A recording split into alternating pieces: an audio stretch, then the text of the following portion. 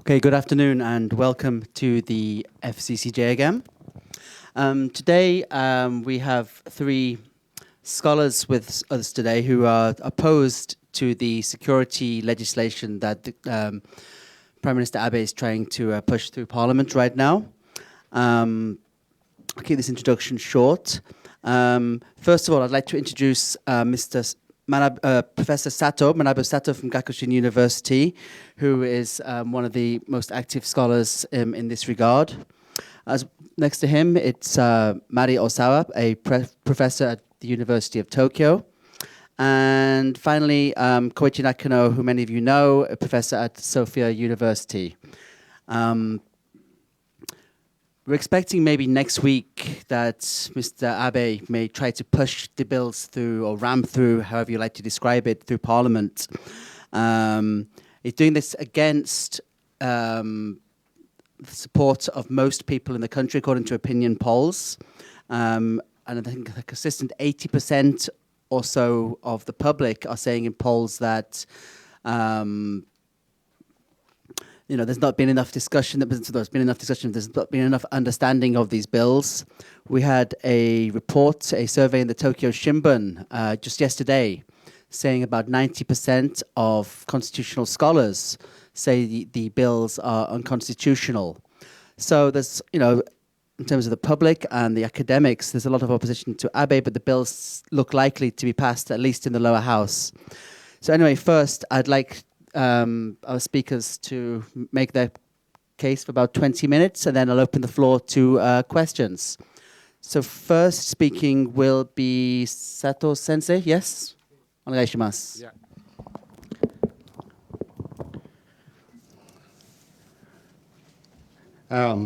I'm Manabu Sato, a professor of the Gakushuin University and the professor emeritus of the University of Tokyo.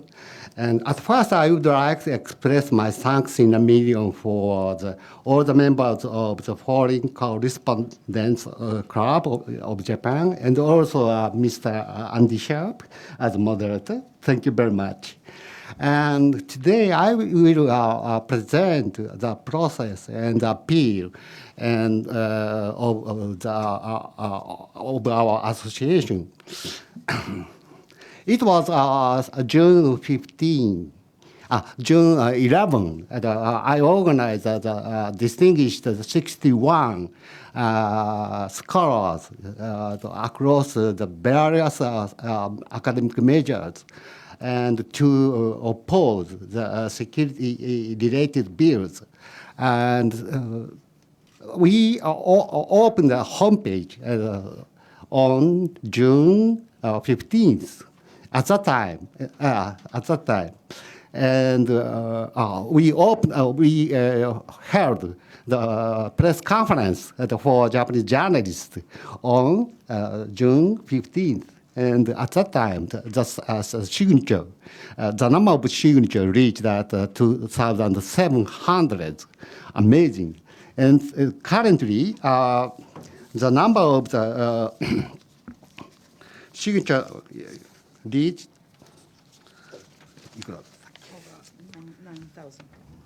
over 9,000 today, and also non-academic citizens over than 50,000.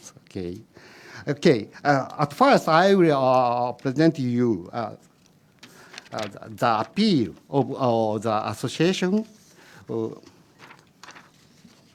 of scholars opposed of the security-related bills. Okay. Today, 70 years after the war, Japan stands at a critical juncture. One path is that of a nation that does not wage war. The other, a nation that wages war.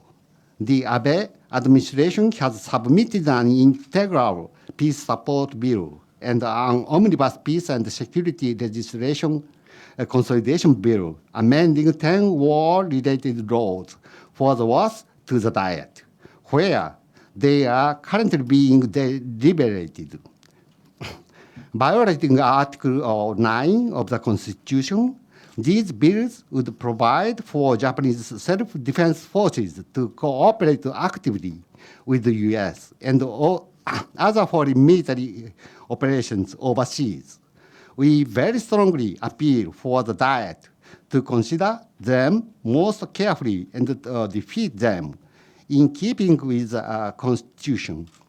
If adopted, the legislation would allow first using military force even if Japan is not attacked. If another nation is attacked and the administration deems this situation a threat to Japan's survival. Second, sending SDF units anywhere in the world where the US or other militaries are waging war and having them provide support in close proximity to combat zones.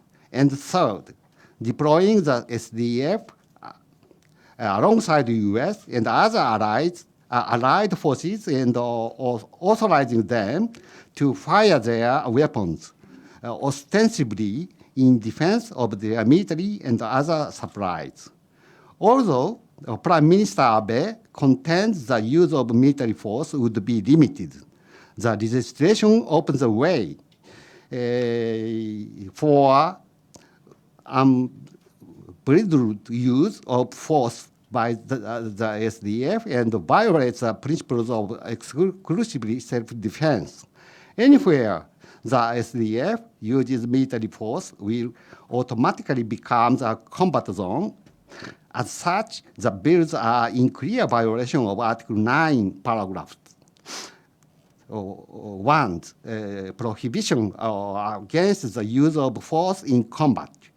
For over 60 years, successive administrators have understood that the exercise of collective self-defense violates the Constitution. Yet, the Abe administration seeks to overturn this and pave the way for Japan's SDF to take part in American wars of aggression.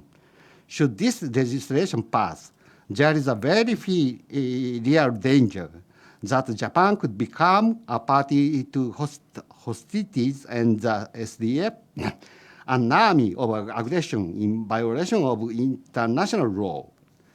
We bear a special historical burden in that universities collaborated with Japan's war of aggression and sent numerous students off to battle.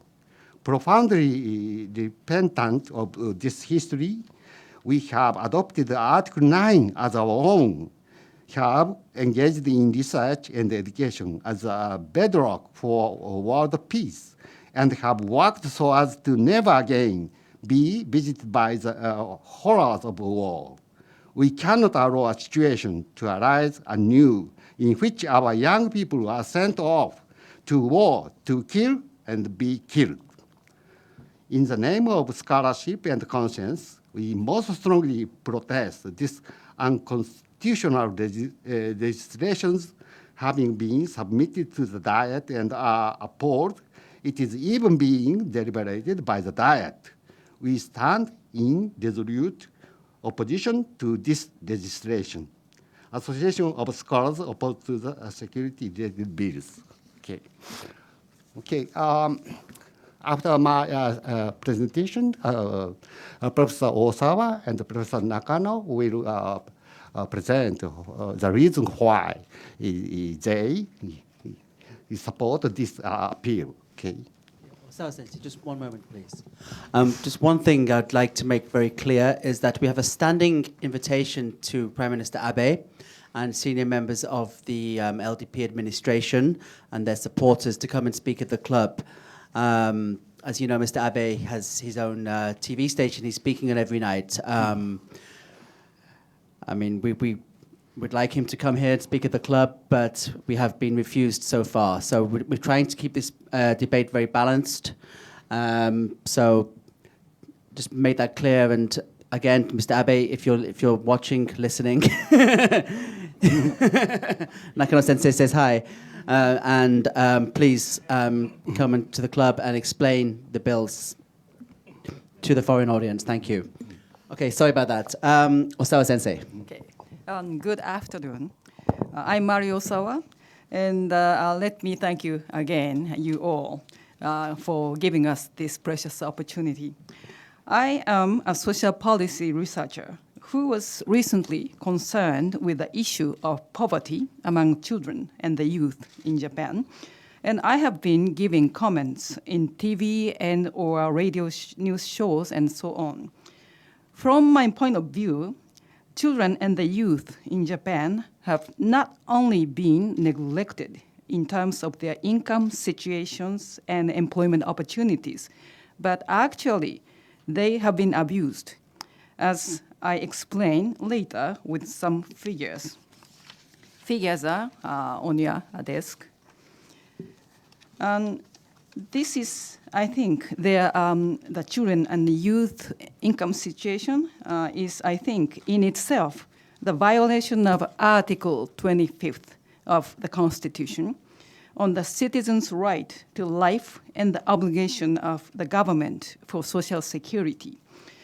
And the current bills relating to so-called security, it's ironic, would add the worst kind of abuse of younger people on top of them, and I am opposing the bill.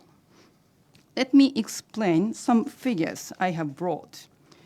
The first figure, this one, compares relative poverty rates for G5 countries and Sweden. The rates are clearly higher in the US and Japan than in European nations for almost all age groups. In Japan, as the second figure shows, poverty rate increased most for the group aged 18 to 25 over the last 3 decades, and for children under 17 years old, while it slightly decreased for those aged 65 and over. The main reason of this deepening trend of youth poverty is non-regularization of employment for younger people, as the third figure shows, the bottom page. But this is only a part of the reasons, because in Japan, as shown by the negative score of the poverty reduction rate in the last figure, this figure, the income redistribution by the government actually deepens poverty for households where all adult members are working, namely for double earning couples, working single parents and single persons. This should really be considered abuse because LDP-led governments intentionally kept ignoring the poverty problems. These are the background for my active opposing the security-related bills. Thank you very much. Thank you, Osawa Sensei. And finally, Nakano Sensei. Hello. Well, I'd like to say it's nice to be back here, but I'm not sure whether these days when I come back to FCCJ, it's for very happy news.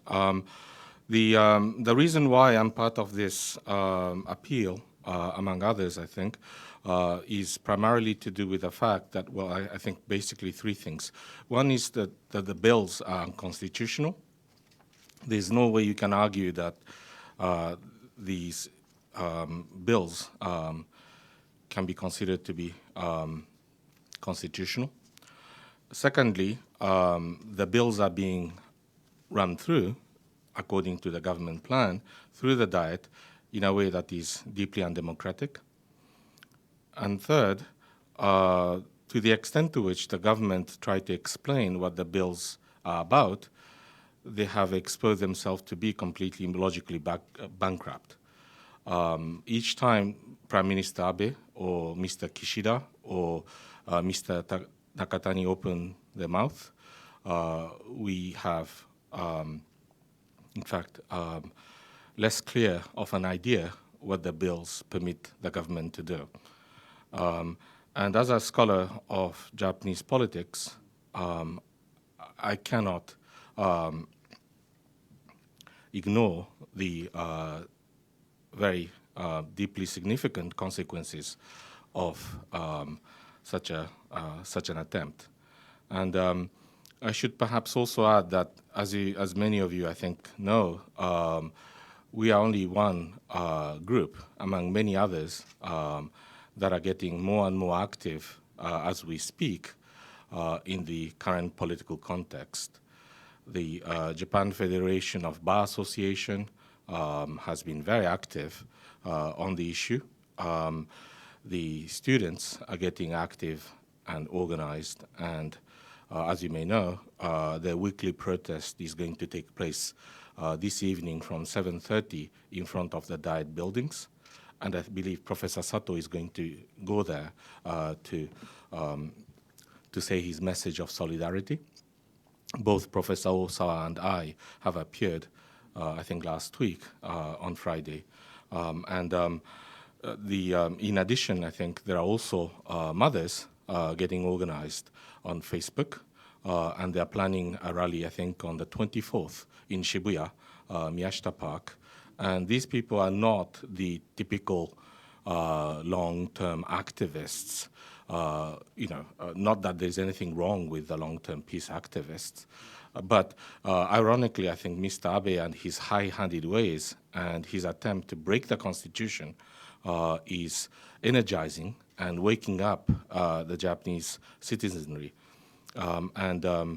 I think we can go into the Q&A in terms of the specifics of what await us in the coming days and weeks.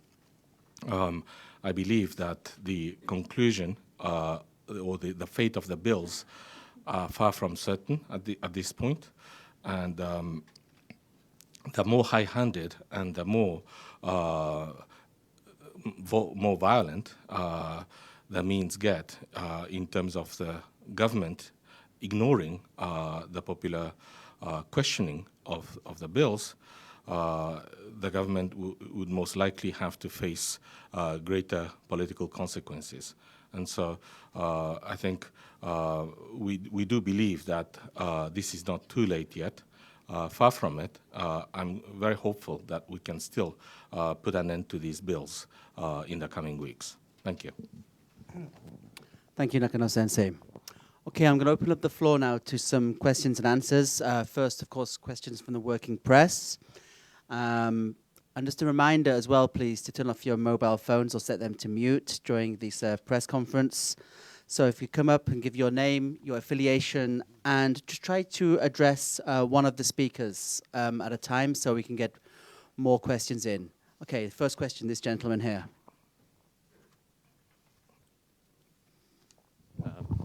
Hello, my name is Louis Krause. I work for the Japan Subculture Research Center. I'm here from the Baltimore Brew. I wanted to ask Professor Nakano, thank you for your talk. What were some of your opinions on the recent announcement that Japanese public universities are going to begin getting rid of humanities in their schools? Why do you think this happened, and do you think it has a connection to the new security laws? Well, thank you for the question. I doubt that there is a direct connection in the sense that the government is not trying to abolish. I mean, for those of you, who's not, who hasn't heard the story, the government is sort of contemplating weakening, if not wiping out, humanities departments from many of the Japanese universities.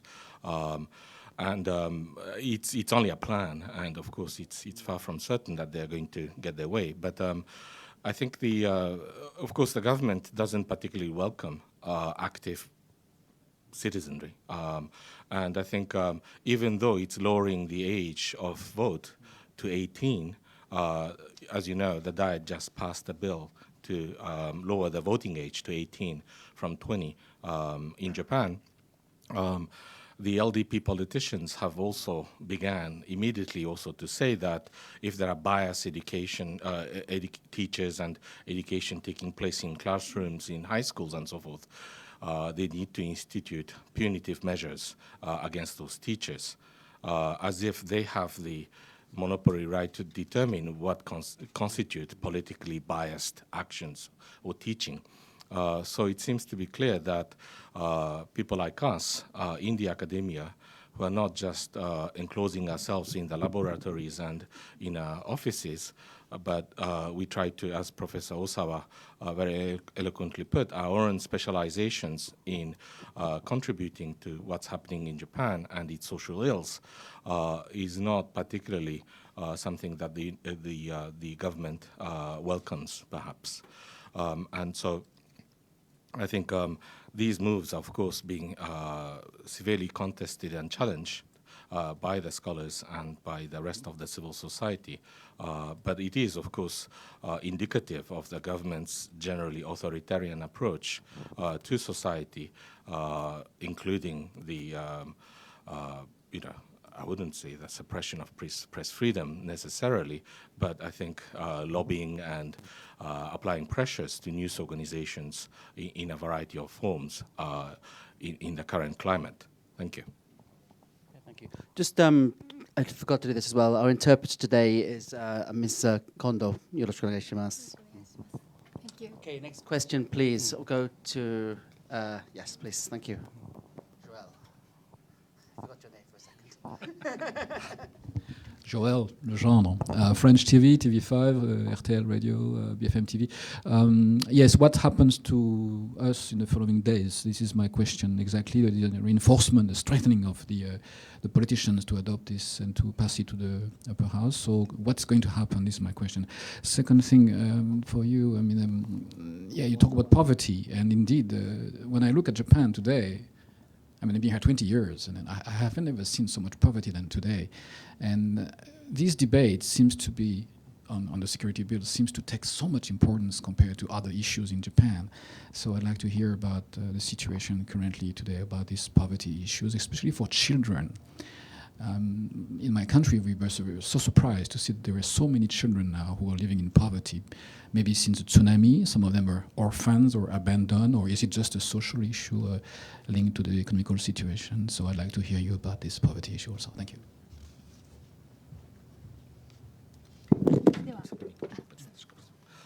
Okay, well, in terms of the political calendar ahead of us, as many of you know, the government's current plan is to pass the bills through the special committee of the lower house on the 15th, and then to move on to the plenary session of the lower house again on the 17th. However, of course, the opposition parties, with the partial exception of the Ishin no To, the Innovation Party, are firmly opposed to the taking of the votes, of course being encouraged by the fact that the civil society, the voters, are far from satisfied by the government explanation. And as I think Andy noted at the beginning, polls after polls indicate that a huge majority of the Japanese do not consider the bills to be constitutional, and they are also deeply dissatisfied at the government's explanation of the bills, why they are needed and why they are needed so urgently. Of course, those of us who protest this move are going to reinforce our protest activities in various forms, and there are many protests and other actions that are being planned even later today and next week. We are still, keeping our hope that the government can be stopped from pursuing the ramming through of the bills through the lower house. However, of course, they do have the numbers. They have a crushing majority, two-thirds majority in the lower house. And so eventually, if the government determines to go ahead, they will be able to pass the bills in the lower house. And from what I heard indirectly from Mr. Suga speaking in private, I think, he said that even if it's at the cost of losing 30 points of the support, they're going to go through with the legislation. So the government seems to be rather determined to deliver what Mr. Abe promised the U.S. Congress earlier on, even at the cost of ignoring the popular will of the Japanese so strongly expressed. Once he does that, of course, it is predictable that the society's anger, fury, would in fact only increase because of the high-handed authoritarian move. And so I think what is going to happen in the following days and weeks is, nerve-wracking, I think, contest pitting the government against the people, and with the popular opinion getting clearer and clearer in opposition, we do hope that there are going to be people from the governing parties also having a second thought about ramming through the bills in the upper house. The bills are not going to be laws in Japan unless they are passed in an identical form by both houses of the parliament.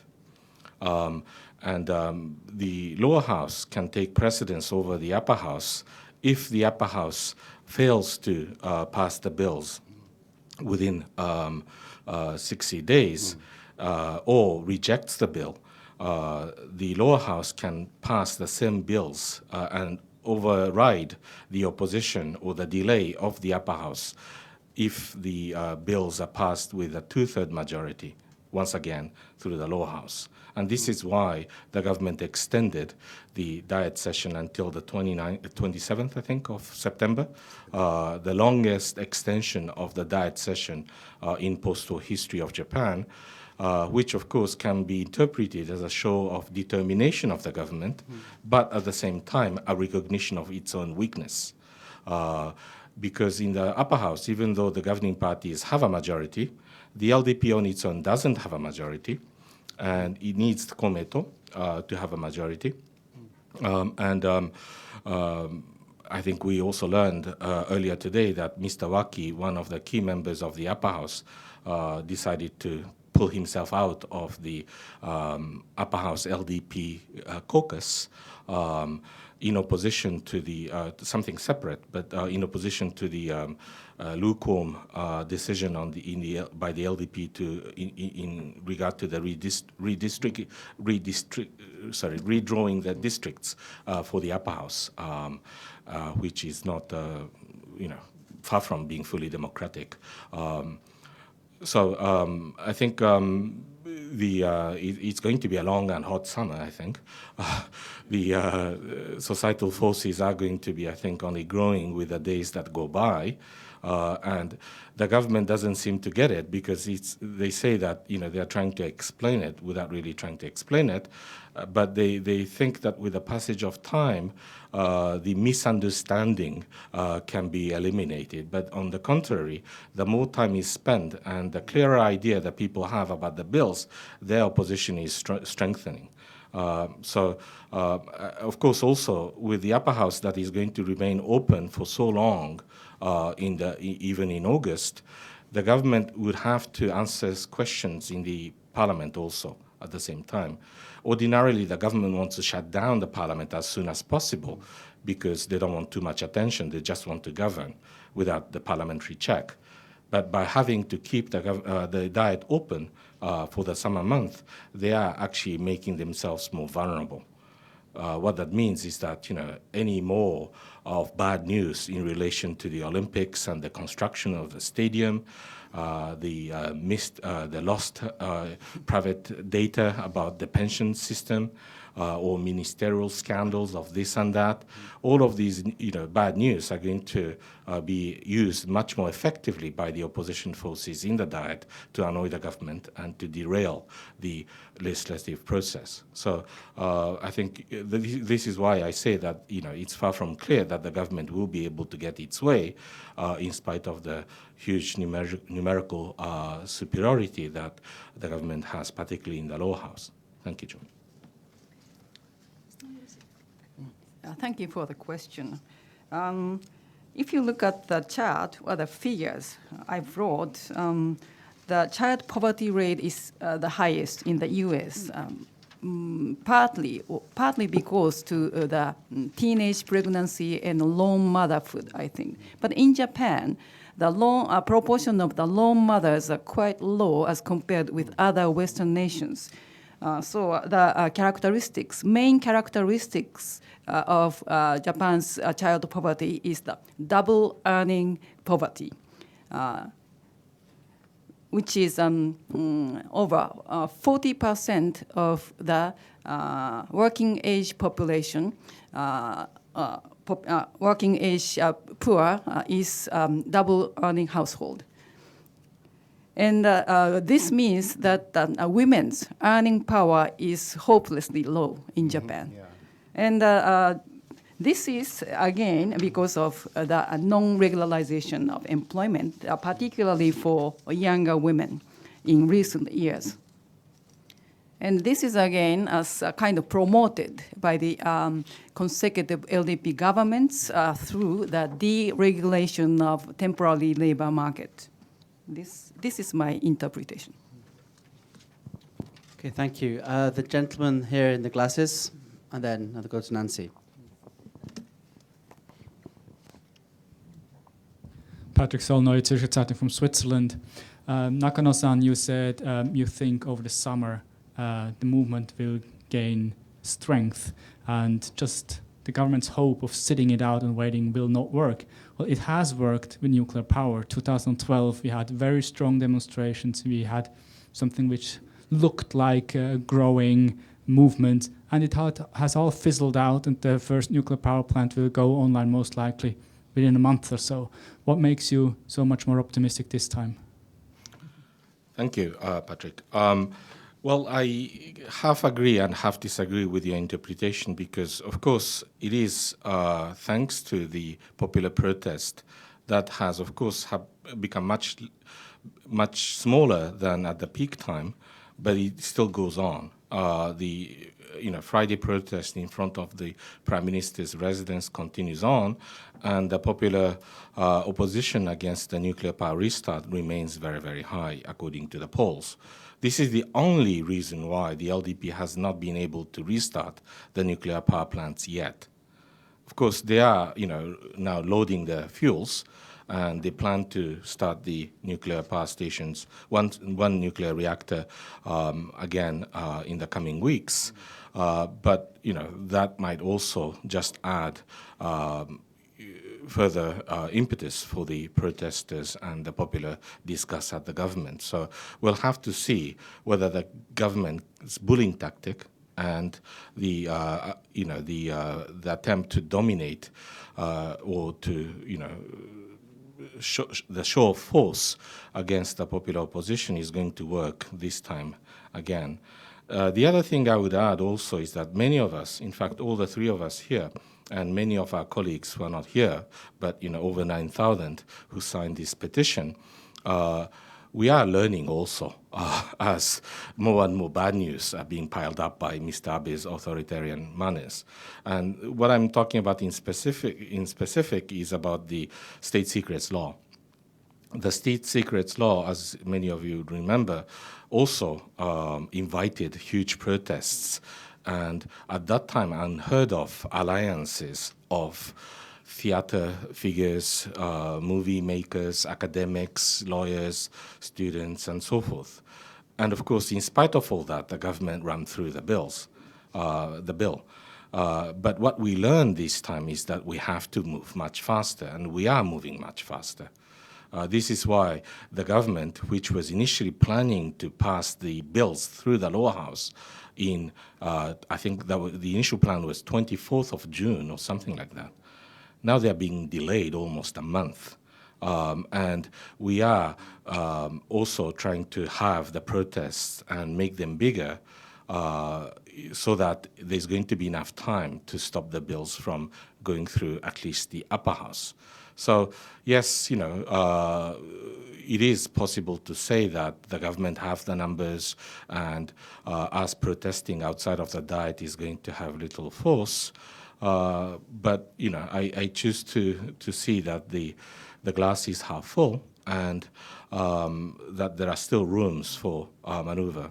And I think we are also coordinating our moves with the opposition, Diet members.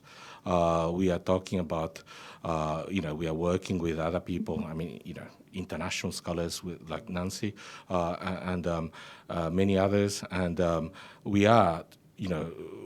It's not over yet. We are still, there are lots of other things we can do, and we'll be exploring every venue to make it clear to the government that even if they run through the bills which are at the bottom line unconstitutional and not supported by the Japanese people, the laws are going to be useless. We are not going to allow, even if the bills are going to be passed, the government to use those bills because we're going to show that they are not supported by the people and they remain unconstitutional. They will be contested. And therefore, we hope that that message in itself is going to make sufficiently worry among those in the government who are still rather more rational and logical to see that there is little point in a terrific victory that is going to deliver them a set of laws that are practically unusable. Just a little follow-up there. You mentioned earlier that in a conversation with Chief Cabinet Secretary Suga, that he said even if they lose 30, percentage points in the ratings, they'll push through the bills.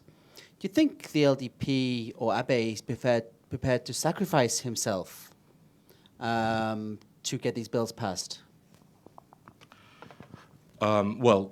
As I said earlier, I heard somebody, who I'm not going to name, who spoke to Mr. Suga in person, that they are getting ready to pass the bills, even if it means that they are going to lose 30 points of the support levels, which is going to lead to some the support levels on the teens, right? And because and of course he's not the only one to think that way.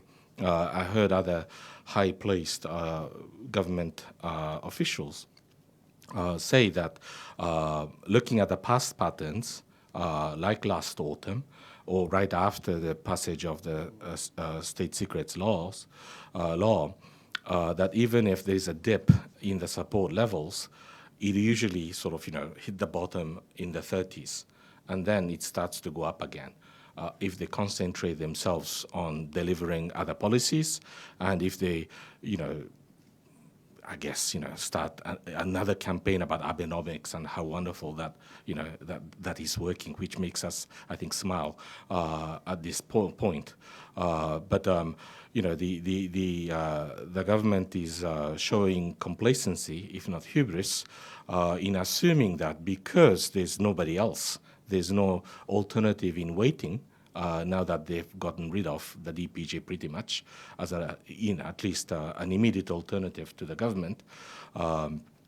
They feel complacent that even they take a hit in the support levels, they can push that up again to a satisfactory level with the passage of time. But again, I'm not sure whether that's true. And the other thing I think is that, yes, it is possible that Mr. Abe is thinking that he might do a kishi, if I can put it that way. That, the grandfather that he idolizes, who ratified the U.S.-Japan, the revised U.S.-Japan Security Treaty in 1960, and resigned soon afterwards, he might be thinking of something like that. But not sure whether that's really the scenario. I think their plan A is to run through the bill through the Diet, and then wait for the support levels to pick up. And the plan B might be a kishi, but I doubt it. In part because Team Abe has no obvious successor. They haven't. I mean, unlike Koizumi, who is grooming Abe to be his successor, Abe has been rather focused on not having a successor. It's only very recently that they started to talk about Inada Tomomi. But for those of you who know her, well, she might last for 2 weeks, maybe. Not more, because of her history views and other things. But anyway, they don't really have anybody else. And so they might try to stick to him. But of course, Mr. Abe is not a Superman. He's weak to stress and pressure. He has shown that before by stepping down abruptly. He's got health issues. So he might go out of his own will. We've got a question to Nancy here, then we'll come to you.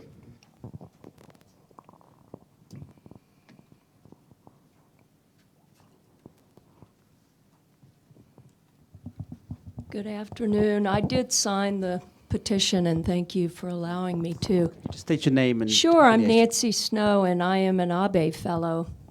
And actually, I know, Abe not in reference to Shinzo, but to Shintaro, the one that is never referenced. So I'm actually funded by the father of the Prime Minister, and I'm finishing up a book now on nation brand Japan. And that's what I want to look at in this context. I'm writing chapters about state secrets laws, security bills, issues that are potentially very damaging to Japan's image and reputation. So many Japanese in my interviews tell me we are a nation of peace. We are beautiful Japan. Even Abe himself, I think, has written about beautiful Japan. How do you reconcile these values? One of the most important images for Japan is that image of we will never wage war again because we were subjected to the worst disaster. And as a U.S. citizen and U.S. scholar, I feel compelled to speak out on this, even at the risk of some of my own sort of the way people might react to my being a guest in Japan. But this is a U.S.-Japan issue, isn't it?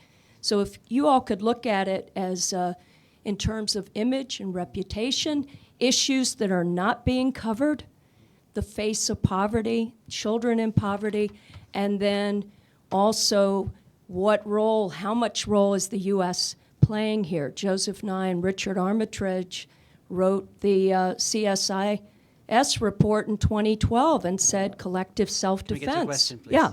I gave the two, nation brand Japan, how is it playing? And the, if you all could just address that. Okay, maybe start with Sato Sensei. 通訳させていただきます。すみません。ナンシー・スノーです。私も私のからの意見を述べさせていただきたいと思います。私自身がこちらの、安全保障関連法案に賛成しました。でこちらで質問したいことはいくつかあります。まずそもそも私自身が日本からお金をいただいて研究をしているということです。これは安倍晋三氏ではなく安倍晋太郎氏の残したこのフェローということで、今書籍をまとめているところです。ネーションブランドジャパンということで日本についてのイメージを中心にまとめています。その中で一つの書をまとめているんですが、その中で特に重要になってくるのが特定秘密保護法と安全保障関連法案です。これによって日本のイメージが徹底的に破壊されてしまうということについて教えてください。美しい国日本等について安倍首相もおっしゃっていますが、イメージとして戦争をしない国であるというのが中心であったはずなのになぜこれをするのか、私自身の立場が危うくなるかもしれませんが、それについて教えていただければと思います。はい、それでは日本語でAllow me to speak in Japanese. 非常に重要な指摘をありがとうございました。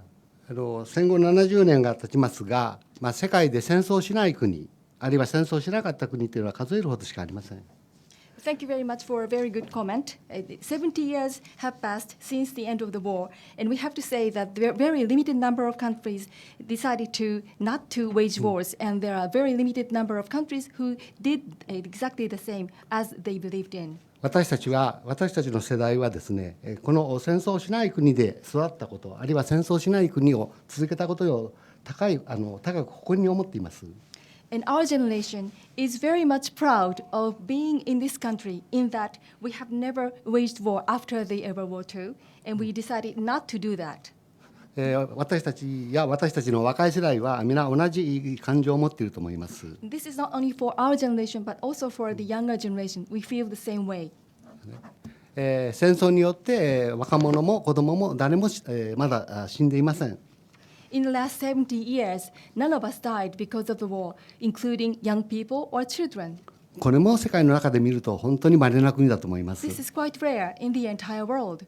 戦争が平和をもたらしたことはありません。War never brings about peace. で戦争の被害になるのはいつも子供と若者です。And almost always the biggest the generation who to be the full victim to the war is children and young people. 私は教育を専門にしてますから、特にそのことを強調したいと思います。I am a scholar in the field of the pedagogy or education. 日本に対する対外的な信頼も戦争しない国であるですね。侵略しない国であるという信頼のもとに、これまで経済関係も文化の関係も築いたんだと思います。Japan is trusted from other countries in that it is trustworthy, in that we do not wage wars, and we do not serve as an aggressor to other countries. And that's the reason why we are able to have good relationship with other countries in terms of economy, in terms of culture. おそらくですね、今回の私たちの提案に1万人近い学者がですね、わずか1ヶ月の間に賛同したのは、私と同じような感情を持っているからでしょう。誇るべき日本のその平和の伝統、それからですね、日本のまだ美しい伝統というものを守り、世界に対して範を示すということがこれからの日本の道だというふうに信じてきたところに、全く違う道がですね、提示されたことに対する怒りであります。And close to 10,000 people, 10,000 scholars supported our petition, and in only a month. And this is due to the fact that they all support our value, which is the nation that does not wage war, which is a peaceful nation. And also we have to be proud of our beautiful nation and beautiful tradition. And we have to continue serving as such, as a model of the entire world. That has been the value set that many of the Japanese scholars had. But now the totally different path is being presented, and we are outrageous about that. Thank you very much for your question and for your support. Thank you. Okay, maybe Osawa-sensei, do you have some comments on this? No, not particularly. Okay. Right Nakano-sensei? Yes, thank you, Nancy. And I think in terms of the peace brand of Japan, a lot of NGO activists or people like Professor Isezaki Kenji at the Tokyo Foreign Studies University, who have a long-standing involvement with conflict resolution in the UN framework, are also opposed to the bills because this new set of laws are going to jeopardize Japanese activities on the civil society level in reconstruction and relief efforts, which have been a forte of Japanese international cooperation.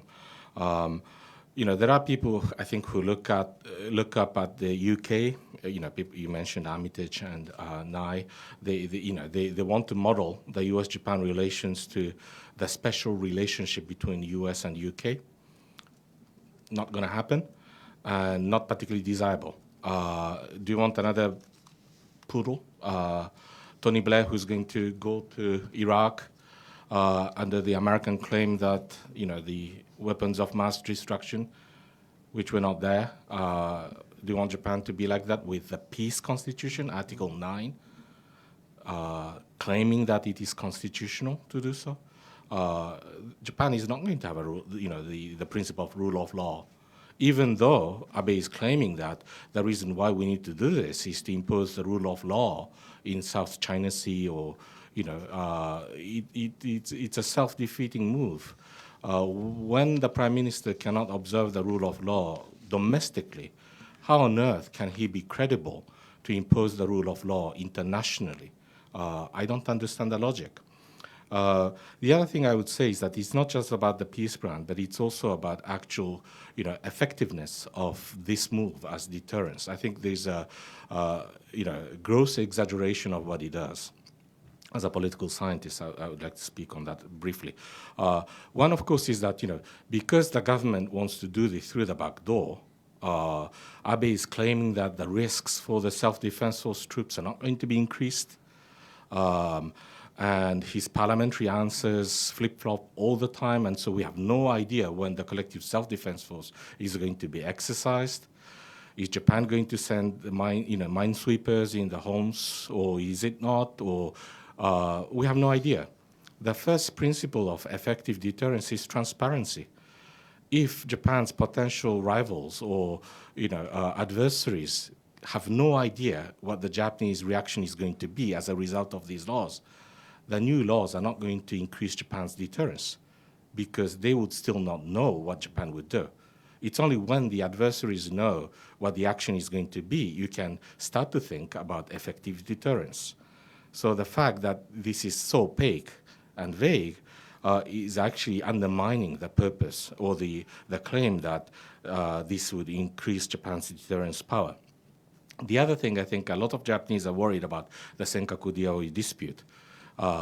The claim that the government makes is that with this, the U.S.-Japan's relations are going to be strengthened, and so if something happens, the U.S. is going to come. Well, good luck with that wishful thinking.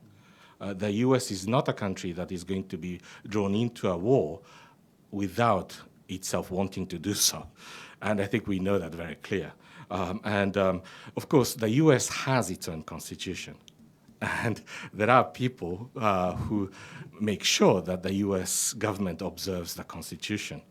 And therefore, what that means is that, of course, the U.S. president cannot go into war just because he made a lip service promise well, not even promise, but really repeated a claim that the Senkaku is covered by the U.S.-Japan Security Treaty. It is not going to mean that the U.S. is going to be automatically drawn into war against China if China does something wrong in Senkaku Diaoyu. It's not that simple. And so this idea, we call this naniwabushi in Japan, but this idea that I shed blood for you, so you shed blood for me, well, good luck with that. The U.S. government doesn't make decisions that irrationally, and I think we all know that. So the notion that you give more, what Abe is getting in return for things like collective self-defense, TPP, and Henoko relocation is a little more room of maneuver for historical revisionism. That's all he's getting. He's not going to get American reassurance that when something happens between Japan and China, U.S. is going to automatically side with Japan. It's not that stupid. Thank you. Okay, the gentleman here.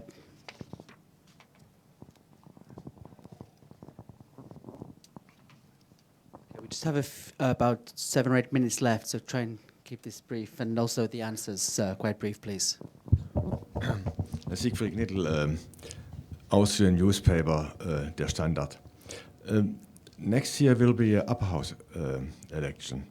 So how does this influence the vote in the upper house for the security bills? And your question is to which? Thank you for your question, Siegfried. Yes, it is going to be on their mind. Of course, the initial plan of the Abe government, of the LDP, was to pass these bills and then to move on to the upper house election at a stage when the opposition parties are weakened and still at a loss, win that election, and with the cooperation of Hashimoto's, Innovation Party, or Hiranuma's Future Generations, or whatever party, I don't quite recall, to get enough votes in the upper house to do the formal revision of the Constitution. And so, they are not just happy to have this reinterpretation of the Constitution and pushing through these unconstitutional bills through the Diet, but they also want to formally change the Constitution, or adjusting or accustomizing the Japanese to the idea of revising the Constitution, because there are so many changes they actually want to do. But of course, their plans backfired to a degree. And you would remember about a month ago, the 3 constitution law scholars who pronounced the bills to be unconstitutional in the Diet. That wasn't in the special committee that deliberated these bills, but that was on the Constitution Investigation Commission within the Diet, another venue. And the only reason why they were having that particular commission and having that fatal error of having 3 well-respected scholars of the Constitution, including one who was nominated by the governing parties, was because they were moving too soon. Out of complacency, they were in a hurry to do what is needed to do to get into the formal revision of the Constitution, thinking that the bills currently in deliberation were already a done deal, right? So this is why they had that particular hearing, and those constitutional lawyers were given a podium to speak out when the whole of the nation was looking that the bills are unconstitutional. So they still plan to do that, but I'm not sure whether they're going to be able to do so now because their position has been weakened so much that even though they would like to do this, it is going to be hard. The upper house elections have never been very easy for the governing parties. You know, ever since 1989, this is the time of Mrs. Doi Takako at the Japan Socialist Party. Since then on, the LDP has not a single time recovered a full majority on its own in the upper house to date, right?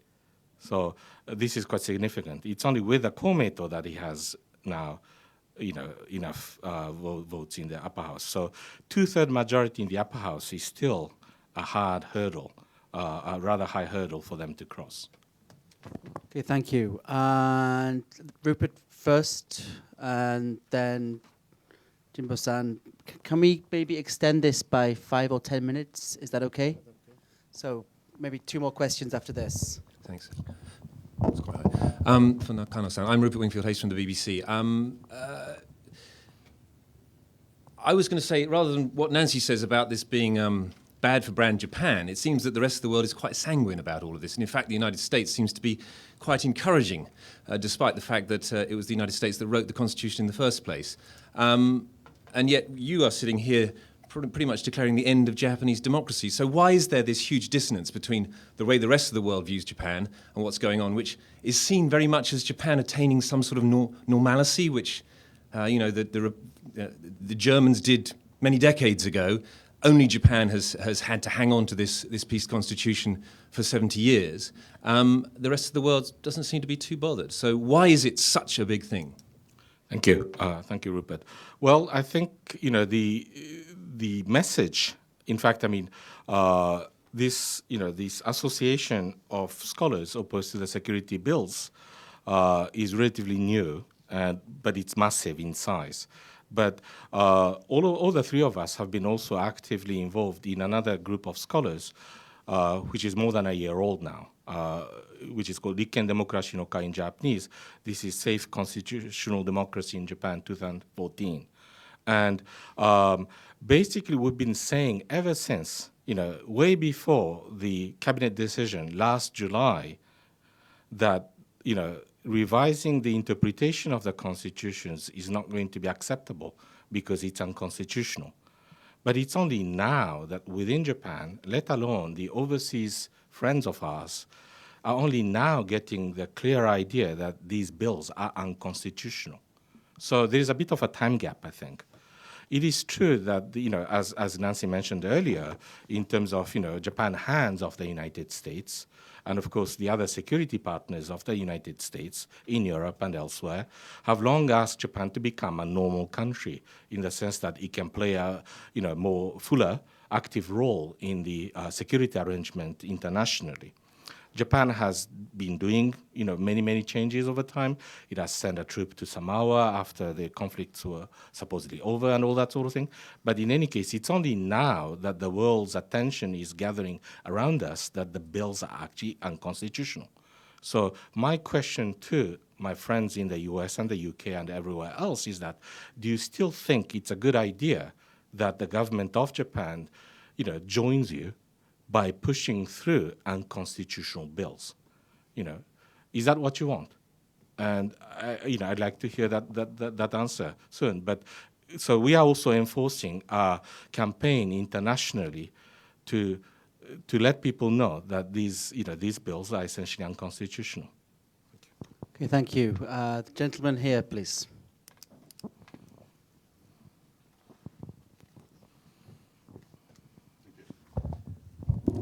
Andy Staples, Economist, Corporate Network.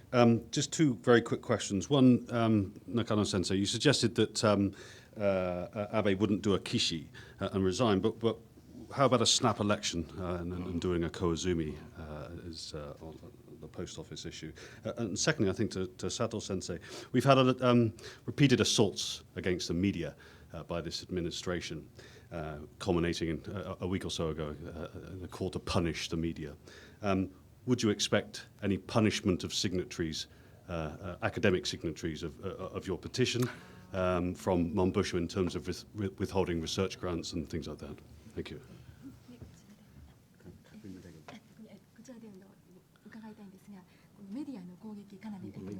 Yeah, okay. I first answer that your question, Andy, quickly.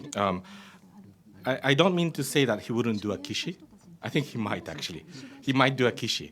But, well, you know, it's anybody's guess at this moment. He might do a koizumi. Well, he might. I think yesterday he ruled out a snap election in your, gathering, right? But he might. I think he might do a snap election. Already, the election last December was thoroughly unnecessary, underwhelming, the lowest turnout ever. Thanks to the first past the post system, the LDP, doesn't need to get the majority of votes, contrary to many think, to win the majority of the seats. They only need about 16%, 16 to 18%. 1 in 6 Japanese actively voting for the LDP coming to the polling booth. As long as the turnout is low, as long as the opposition parties are divided, they can win, easily. And therefore, if they can count on that the turnout is going to be low and the opposition parties are going to be divided, the Machiavellian calculation suggests that he can call a snap election and still win and say, see, people love me. So he might do it. Okay, Sato Sensei. Okay. とても面白い質問ありがとうございます。Thank you very much for a very interesting question. 今、メディアとかですね、それから日本のマスコミの状況が非常にコントロールが強くなっていることを懸念はしています。We have a major concern about the increasing control over the media in Japan. なおかつですね、今回のこの署名ですが、これだけの人数のですね、学者が名前を明かし、またポジションも明かしてですね、署名したのはとても勇気ある行為だと私も思います。And also at the same time, if you take a look at the list of the signatories, I think it is very courageous of them to disclose their name and disclose their position to sign this kind of petition. 特にですね、イニシアティブシグニチャーになった、つまり呼びかけになった61人は、各学問分野の本当に第一人者と言っていい方々が名前を並べていらっしゃいます。And also please note that if you take a look at the list of initial signatories, 61 of them, they are the leaders in each discipline of the world, of the academic world. 例えばですね、ノーベル賞受賞者とか、あるいは日本学士、ジャパンアカデミーの会員とかですね、いう方がたくさん名前を連ねています。For example, we have Nobel laureate, and also we have members of Japan Science Foundation, or Japan Academy.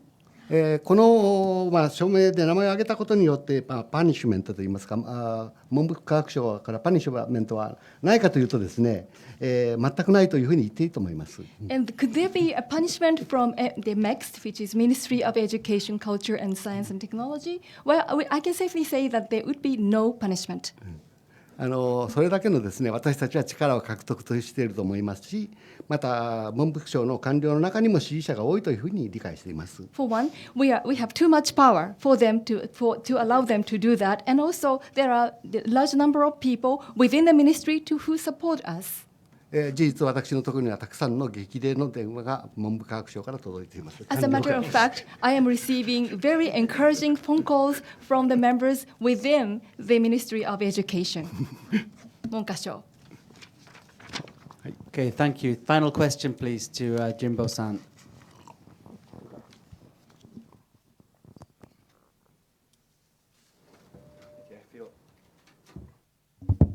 Yeah, I feel a bit strange to ask questions in English because I always talk to you guys in Japanese. But to save time, I'm going to ask questions in English. Okay, Terry Jimbo with the Video News. I guess this one has to go to Professor Nakano. But if any of you wants to jump in, please do so. What's allowing the LDP and Prime Minister Abe do whatever he wants is clearly a lack of opposition. But at the same time, in the past two lower house elections, a opposition camp collected more votes than the LDP and Komeito party combined.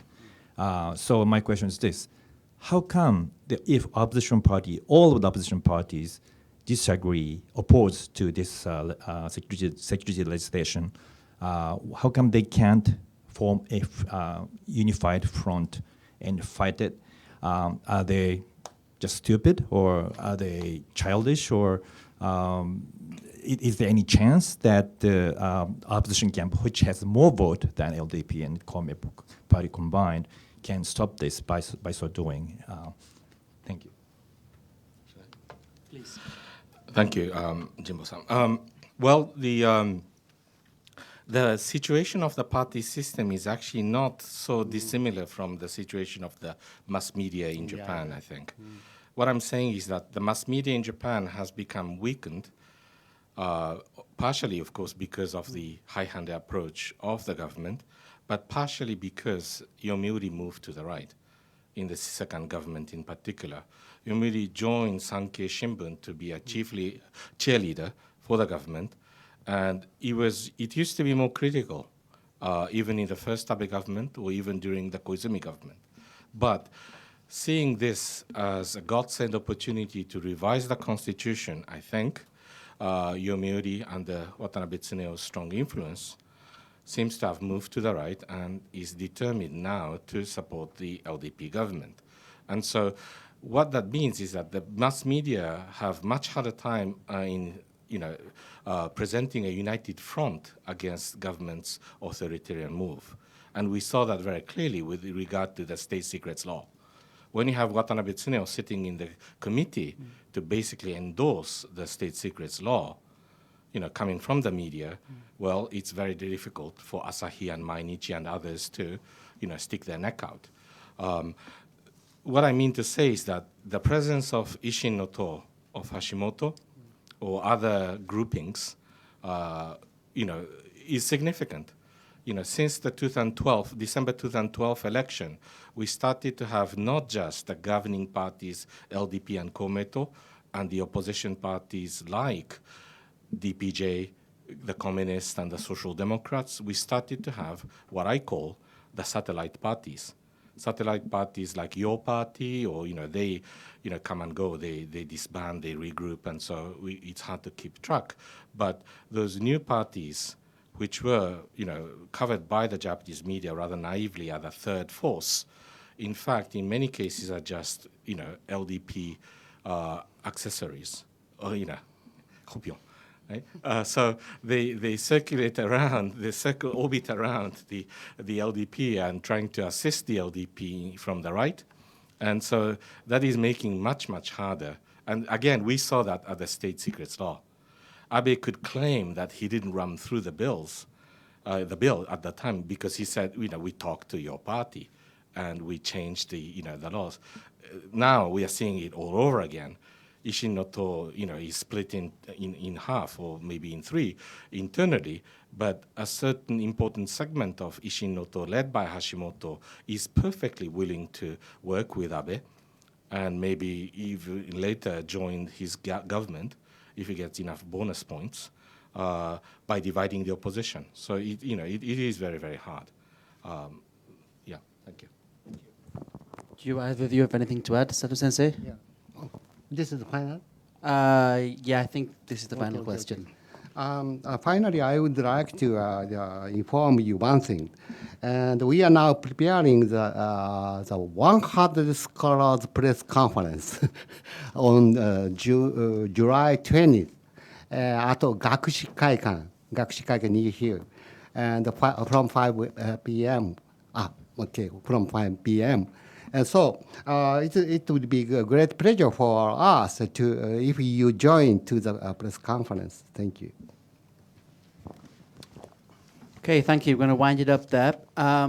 Just here we have a year's complimentary membership to the club for the 3 speakers today. So if you could give them a warm round of applause, please. Thank you. Thank you very much.